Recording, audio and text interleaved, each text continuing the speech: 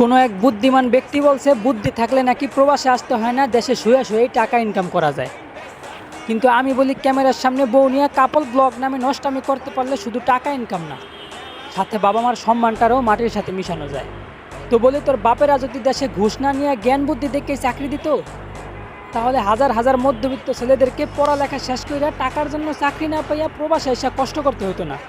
আর সমাজটা যদি কোনো যোগ্যদের দ্বারাই পরিচালিত হইতো, তাহলে তোদের মতন বউ ব্যবসায়ীরা কাপল ব্লক করে দেশটারে নষ্ট করতে পারতো না। বলি ভাই, মা 10 মাস 10 দিন গর্ভে রাখছে, তাই মায়ের শিক্ষা কোনোদিন খারাপ হতে পারে না। তাই তোর বাবা মারে মানুষ গালি দিব, বাইসা থাকতে এমন কুকর্ম কোনোদিন করিস না। আরে বেটা, বছরের পর বছর প্রবাসীদের কষ্টে কামানো রেমিটেন্সে পরিচালিত আমাদের সোনার বাংলাদেশ। হাবরা কান ফাড়াইলে এমন যদি ওই দেশে থাকতেই আবারও অকারণে প্রবাসীদের নাম মুখে নেস। বলি বুদ্ধি থাকলে নাকি টাকা ইনকাম করতে প্রবাসে আসতে হয় না। হ্যাঁ বোকা।